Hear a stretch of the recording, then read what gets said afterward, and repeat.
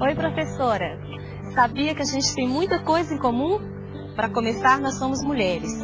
Aliás, a maioria dos professores de ensino fundamental no Brasil são mulheres. Por que será, hein?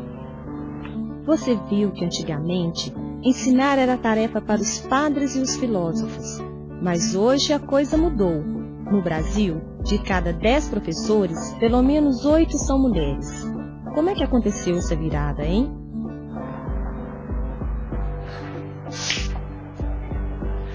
Os livros de história estão forrados de personagens masculinos. As estátuas nas praças públicas quase sempre são de homens, porque as mulheres na civilização ocidental quase nunca tiveram direitos. A mulher na antiguidade era considerada propriedade de seu pai e mais tarde propriedade de seu marido.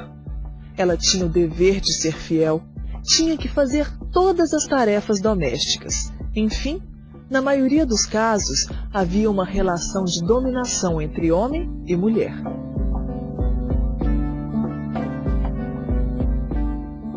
Mas mesmo confinada à vida doméstica, era a mulher que repassava a cultura e os costumes para os filhos. Talvez esteja aí a origem dessa vocação das mulheres para o magistério. As mulheres sempre enfrentaram a dominação machista, mas vêm conquistando cada vez mais liberdade.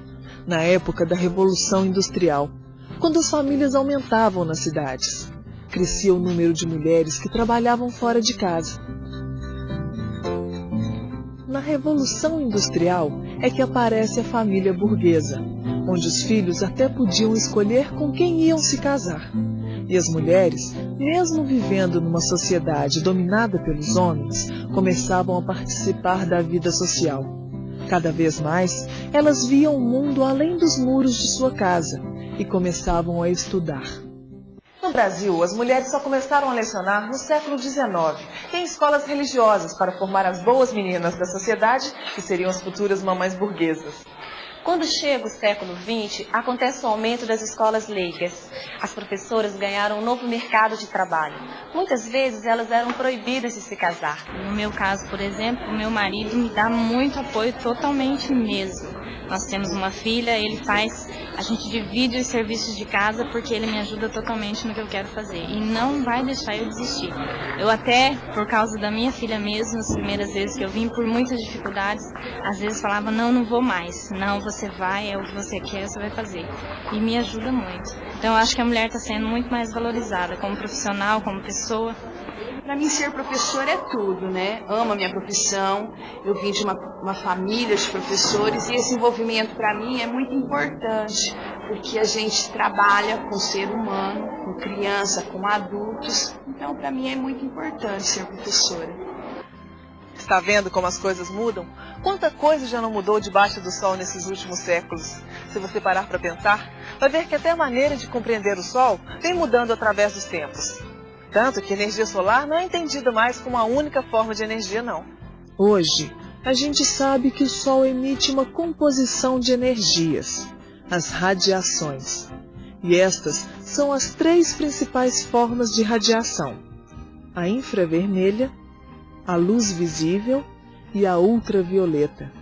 Cada uma delas é definida pelo valor de sua frequência. E a frequência é medida por uma unidade, chamada Hertz, como você percebe aí. Agora, para que essa história de frequência fique mais clara, dá só uma olhadinha aqui. Essas crianças estão criando ondas. Essas ondas fazem um movimento periódico. Quanto mais rápido elas se movimentam, maior a sua frequência.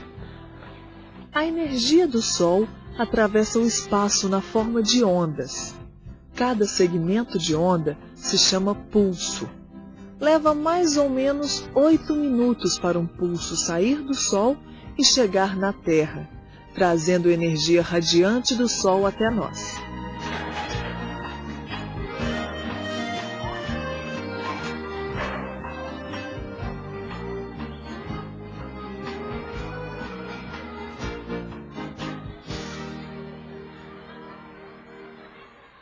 E o som, hein?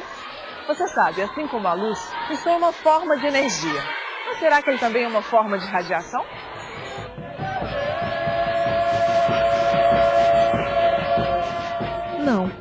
O som se transmite pelo ar, pela água e por quase todos os materiais sólidos, na forma de vibração.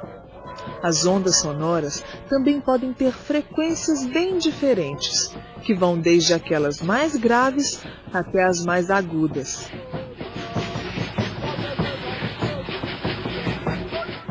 Mas como você reparou, tanto a luz quanto o som se propagam através de ondas. Essas ondas são descritas por um modelo que a gente chama de modelo ondulatório. Esse modelo nos mostra como a energia pode ser transmitida à distância. É fácil entender, veja. Cada caixa atinge a caixa da frente, criando um efeito de propagação. Agora, veja como esse efeito funciona no caso da radiação. Tá aí. As ondas transversais formam os pulsos. E é assim que se transmite energia na forma de radiação. Agora, o som se transmite assim, ó. Pablo, por favor.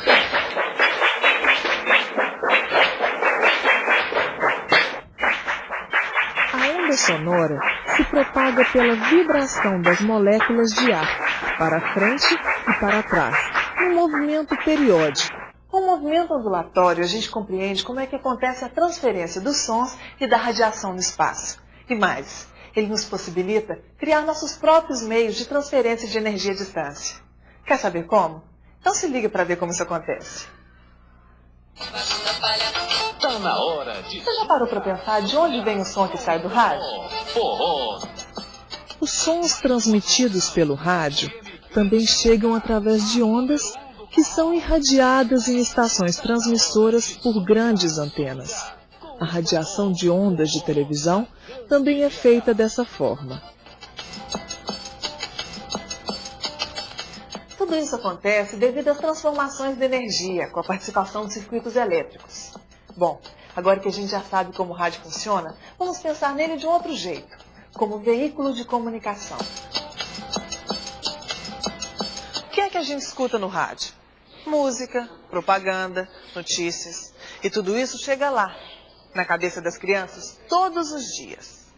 Se vocês fossem fazer a programação de uma rádio, como que seria, crianças? A programação do meu programa de rádio, professora, seria com várias músicas, várias informações. Teria muita alegria para que todas as pessoas sejam informadas todo dia. A minha rádio seria com vários tipos de música e com muita alegria para as pessoas. Professora, a minha programação ia ser com muitas coisas importantes e músicas legais. Discutiu com o presidente da CPI, deputado Aldo. Os meios de comunicação alcançam as crianças em casa, na rua, na escola. E todos os dias elas recebem mensagens publicitárias, entretenimento e informações dos jeitos mais variados. E é muito importante o professor trazer uma reflexão sobre tudo isso para dentro da sala de aula. Nós percebemos que as nossas comunicações são, na maioria, mistas, quer dizer, elas têm palavras, mas têm também outros componentes importantes que ajudam a dar o significado da comunicação como um todo.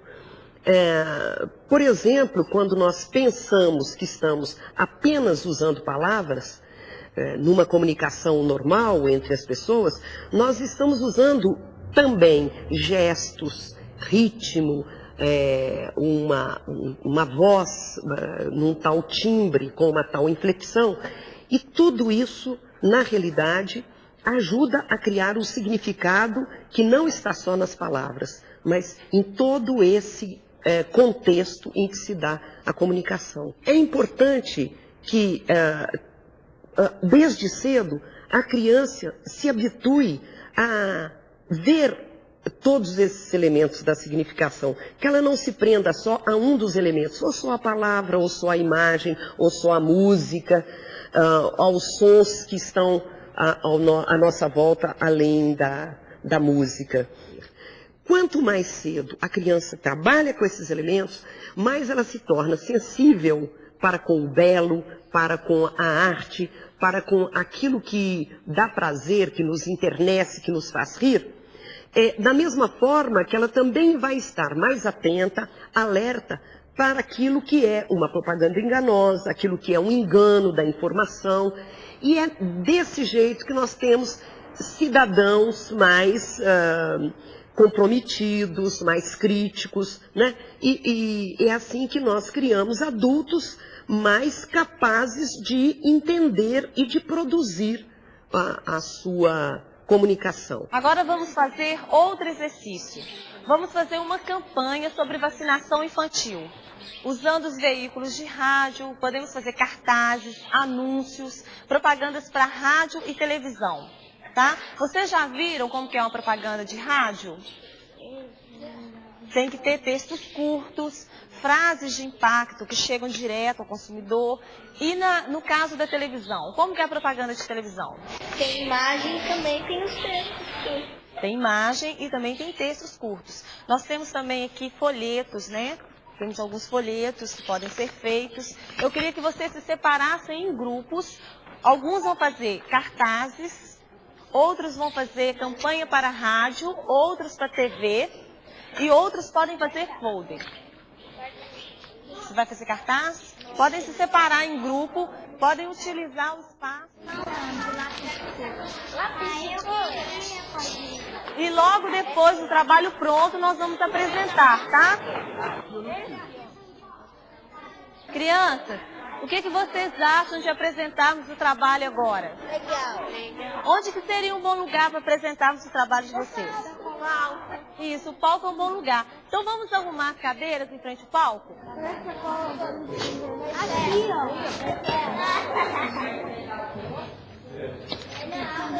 Estou convidando as crianças menores de 5 anos para a vacinação infantil. Tome a vacina para ficar bom, bom, bom. Você já tomou vacina? Eu não, por quê? Porque a vacina é muito importante para a vida. Sem ela nós podemos ficar doentes e até morrer. É verdade, eu posso morrer. Então peça para sua mãe levar você ao posto de saúde para tomar vacina. Cuidado com os remédios falsos.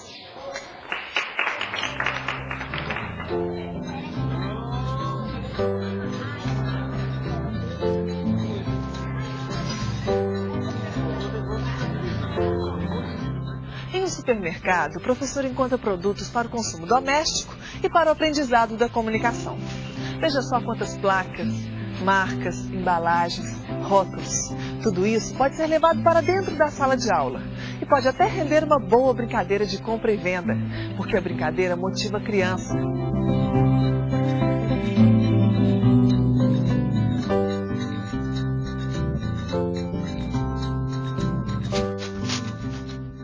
No nosso tempo não era assim, não é, professor? Pois é. A história é feita de mudanças, mas não só delas, porque a história também convive com permanências. Vamos refletir sobre alguns protestos ocorridos neste país. Por exemplo, caminhoneiros mostram sua força. Professores fazem grande protesto em São Paulo. Marcha de agricultores chega até Brasília. E assim vai. Muitos movimentos sociais marcaram a nossa história, como a campanha pelas diretas já em 84.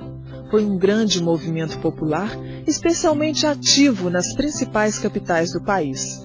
Houve comícios importantes, onde estudantes, trabalhadores, intelectuais e líderes da oposição exigiam a volta das eleições diretas para presidente e o fim da ditadura militar. Nos anos 90, uma boa parte do movimento estudantil voltou às ruas para ajudar a derrubar o presidente Fernando Collor, que enfrentava um processo de impeachment no Congresso com várias acusações de corrupção. Muitos estudantes saíram às ruas de cara pintada. Junto com outros setores da sociedade, a imprensa e a oposição, os estudantes aumentaram a pressão para o impeachment. Pois é, muitos movimentos sociais e lutas políticas acontecem aqui, nas ruas e nos campos desse nosso Brasil, para forçar as mudanças na nossa história, ou até mesmo para evitar que essas mudanças aconteçam. Mas para qualquer movimento se elaboram várias versões da história, a versão oficial e as outras versões, registradas pelos seus participantes. Veja, por exemplo, um movimento intenso que aconteceu no começo do século XX no Nordeste brasileiro, o cangaço. A história oficial sempre mostrou os cangaceiros como bandidos, analfabetos, ignorantes, sanguinários. A história oficial nunca reconheceu o cangaço como uma reação à fome, à miséria e à má distribuição de terra, coisas que existem no Nordeste até hoje. Lampião e seu grupo não se conformavam com essa situação, por isso eram considerados rebeldes. Mas lutas políticas também acontecem sem violência, sem guerras ou guerrilhas. Acontecem no cotidiano das cidades, onde quer que existam grupos de pessoas querendo mudar e melhorar o país. Eu acho assim, a comunidade, se todo mundo unisse, podia ser melhor.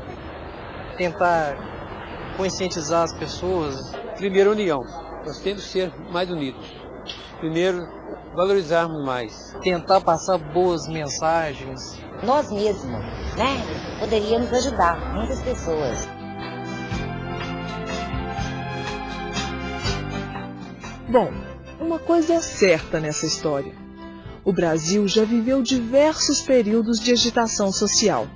Guerras, guerrilhas, prisões, torturas, revoltas, perseguições.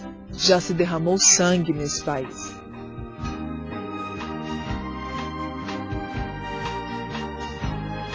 Porque, afinal, a sedição sempre esteve entre nós. Ou seja, nesse país, sempre houve grupos descontentes querendo fazer a subversão da ordem. Sempre teve gente querendo fazer a revolução, como aconteceu na Inconfidência Mineira no final do século XVIII.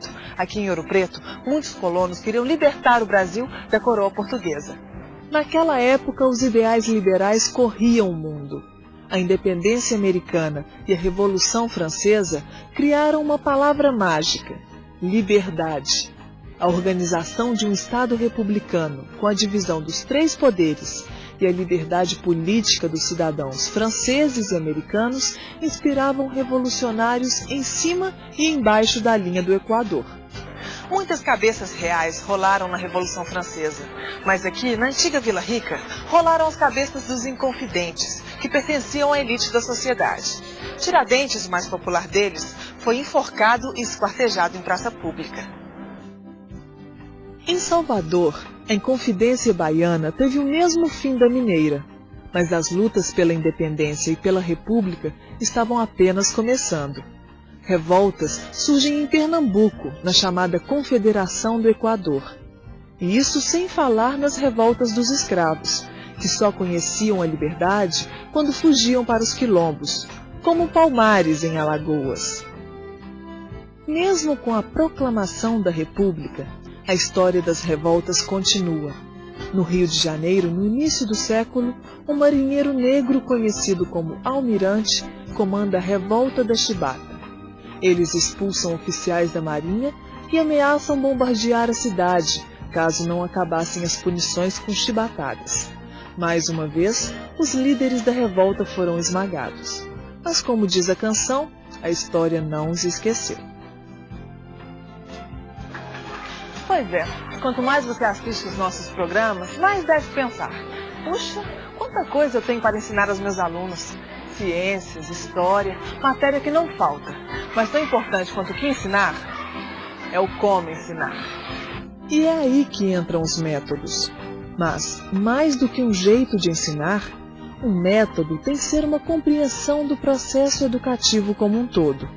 Saber como o ensino vai melhorar a vida real do aluno. Saber como aquilo que se aprende vai ser útil para o cidadão. Sem isso, não existe um verdadeiro conceito de método. Antes eu usava o tradicional, eu chegava na sala de aula, abria o livro, nem o que estava ali no livro eu aplicava para os alunos e fazia o exercício e só. Hoje não, hoje eles dão opiniões, né? Nós fazemos trabalhos fora da sala de aula, fazemos passeios.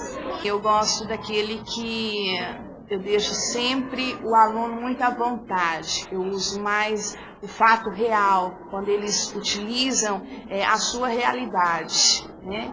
Eles trabalham o seu dia a dia. Buscam livros, buscam novas maneiras de trabalhar, conversa com as amigas, a gente troca as ideias, sempre buscando o melhor para o ensino-aprendizagem.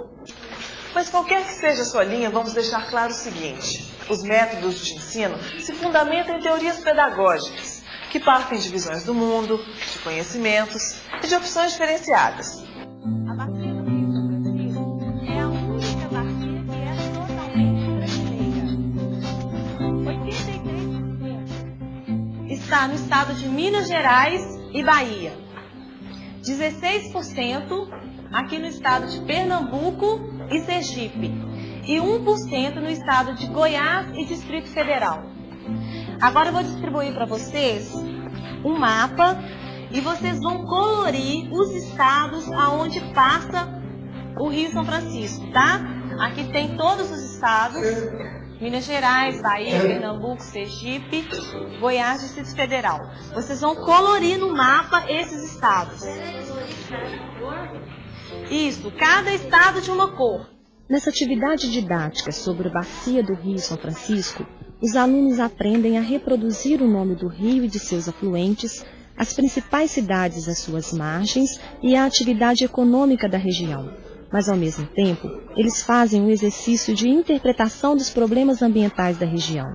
E aí, eles aprendem a produzir um conhecimento. Está acontecendo um desmatamento muito grande às margens do Rio São Francisco. O que vocês acham que pode acontecer com o rio com esse desmatamento? Você sabe, Angélica? Eu acho que as pessoas passam fome porque eles precisam da água do rio para plantar as plantações. Pode matar os peixes, poluir o ar e também a água pode ficar suja. A natureza vai acabar, os peixes vão morrer, a nossa vida vai estar em perigo.